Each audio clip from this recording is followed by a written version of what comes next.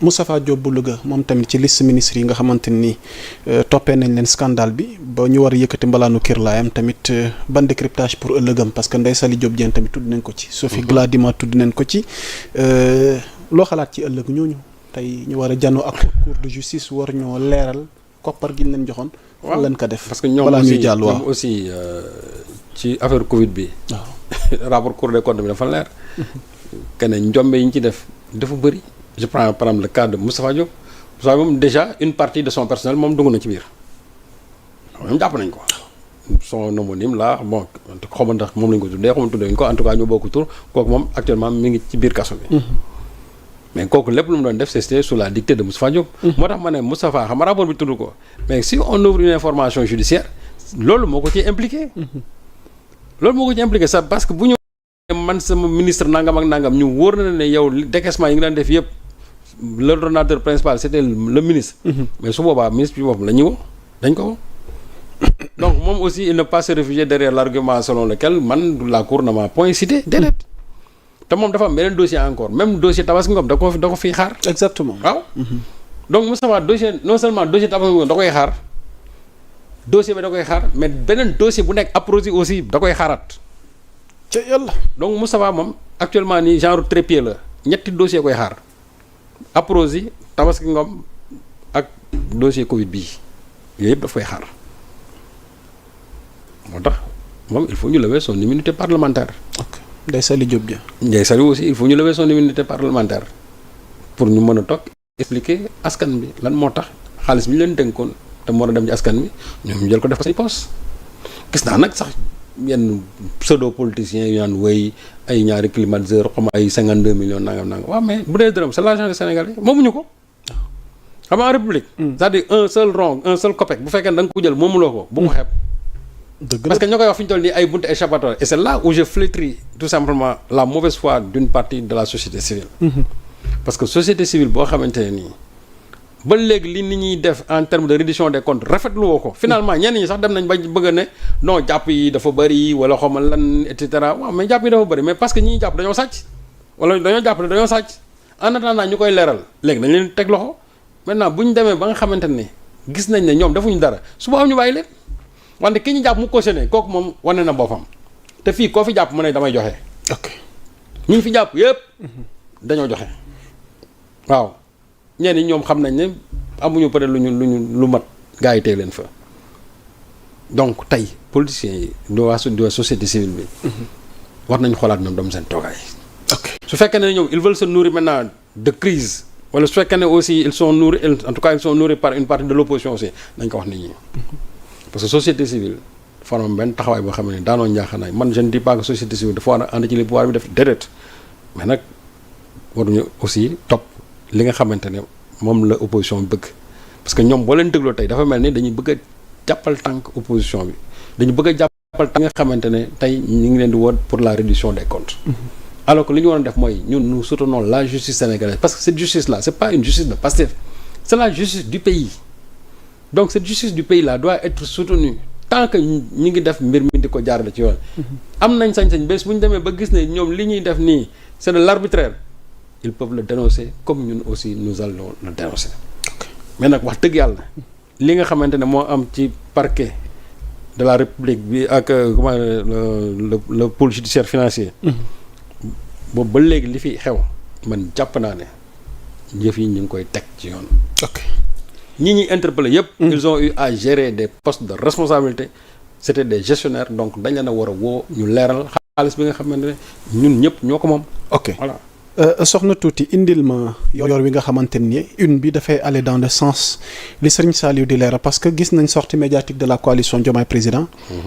ci wàllu détournement de deniers publics crimes et torture yi nga xamante ne am na sous Macky Sall. Waly Diouf Bodian intransigeant moom nee na un pays ne peut pas fonctionner avec autant de criminels. en liberté. Ouais. Quel décryptage ci une bi en rapport ak li nga xamante ni jot nga ko leeral. waaw mais xam nga Waly moom il est toujours constant. xam nga Waly moom dañu ne c'est vraiment le radical de Pastef. non c'est pas le radical de Pastef Waly il a un langage franc moom dafa jàpp ne. ñi nga xamante ne ñooy yàq alalu réew mi on ne doit pas les laisser en liberté. dañ leen a war a teg loxo te loolu mooy dëgg. or on s'est rendu compte que jusqu'à aujourd'hui ci am ñoo xamante ne nii dañuy sax toisé yenn Sénégalais yi di leen nargué. alors que ñoom liñ fi def mi ngi ne nii ne weng ñëpp di ko gis. alors donc Wally moom il est toujours vraiment dans une position constante li nga xamante ne moom la ñu war a def te actuellement vraiment justice mi ngi ci. te loolu aussi il faut les encourager mooy ñëpp ñu nga xamante ne dañ leen tuumaal. mais ñu ngi cautionné di génn. voilà waaw arsenal juridique beek mais. waaw mais d'accord mais xam nga man foofu côté boobu aussi c'est là où il faut revoir la législation su fekkee ne vraiment dañ ci légiférer en tout cas sous cet angle là. ñi nga xamante ne dañu cautionné ñu leen di bàyyi non dañu war a cautionné par ñu téye leen en prison parce que il y a des dommages ah. xam nga ay dommages parce que ki nga xamante ne dafa ñëw jël xaalisu askan bi ba pare def ci lu ko neex ñu tey ñu jàpp ko tey mu ne xaaral ma joxe ko ba pare bénéficier de la liberté provisoire non loolu dafa yomb. pour montrer le bon exemple te loolu bu subaa dina tax ni kenn dootu fi détourné wala en tout cas ñiy détourné dina néew loolu. mais su fekkee ne da nga détourné ñëw cautionné bàyyi une partie ñu ne la nañ la bàyyi ak leneen lii. parce que ñu bari ñoom seen entendement souvent damay dégg ñu wax loolu non nañ la bàyyi loo xam mën nga koo dundee waaye nga bindale loo xam ne yow da nga ko sàcc déedéet bu fekkoon dañ la war a dépouiller jusqu'au plus petit centime dañ laa war a dépouiller parce que moomuloo ko donc li nga xamante ne tey moom la ñu waa coalition Diomaye doon wax surtout ce que Waly Bodian disait man jàpp naa ne loolu mooy dëgg il a parlé aussi vraiment de l'OFNAC parce que xam nga OFNAC tey qu'est-ce qu'il faut xam nga OFNAC pour le cas de OFNAC ñu bëri il prône la dissolution de l'OFNAC parce que déjà Serigne Bassirou Gueye mi nga xam moom lañ fa teg ñëpp xam nañ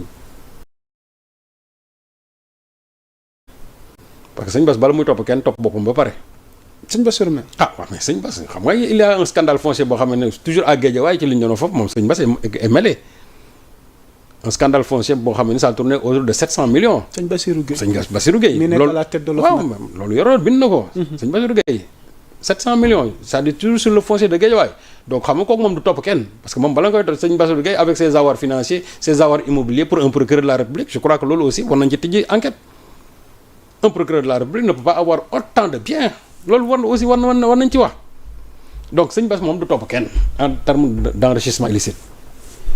or tey boo gisee disposition yi nga xam ne moo nekk biir OFNAC nga xam ne moom enrichissement illicite moo ci war a toppaati man li ma jàpp mooy ñi nga xamante ñi ngi cautionné ñooñu ñëpp tey dañ leen a waroon topp ci enrichissement illicite parce que dañu jël loo xam moomuñu ko. délit d'enrichissement illicite au-delà de la caution. oui mais au-delà de la caution parce que loolu lay wundu bu fekkee ne da ngaa cautionné mooy jël nga xaalis boobu moomul donc tu t'es enrichi illicitement c'est-à-dire que donc délit bi day dal sa kaw léegi nag su fekkee ne loolu.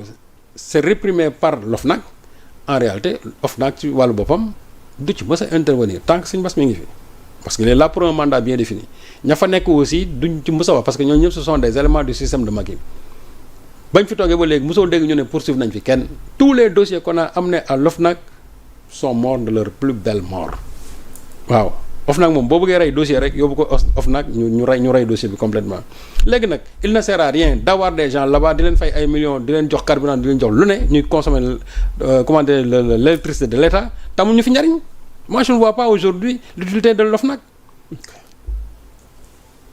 structure boo xam ne nii yow doo topp kenn parce que boo naree topp kenn yow da ngay njëkk ci sa bopp ba pare ok kooku xam nga du topp kenn léegi nag état doo nekk tey structure amu fi njariñ moi je crois que il ne s'agit même pas de réformer il faut c'est-à-dire dissoudre l'OFNAC bu ñu waree tabaxaat beneen bu bees ñu def ko mais ñu dissoudre ko ña fa nekk yëpp ñu gën leen ci biti daal di wut yeneen nit ñoo xamante ne nii taxuñu ci dara ñu jël leen ñu yóbbu leen fa keneen ku ñu bëgg a topp ñu topp la mais tant que ces gens là seront là xam leen ne enrichissement illicite moom duñ ci topp kenn loolu mooy dëgg te sëñ Bass gis nañ contentieux bi ma amoon nag Ousmane Sonko donc loolu déjà rek pour man c'est un élément dirimant pour mën a enclencher des enquêtes sur le délit d'enrichissement illicite c'est la raison pour laquelle man je dis que Waly li muy wax na ko nit ñi di déglu. Waly Diouf Bodian li muy wax ci côté boobu na ko nit ñi di déglu bu baax waaw on a beau dire que ne way dafa radical mais c'est vrai à un certain moment il faut faire preuve aussi de fermeté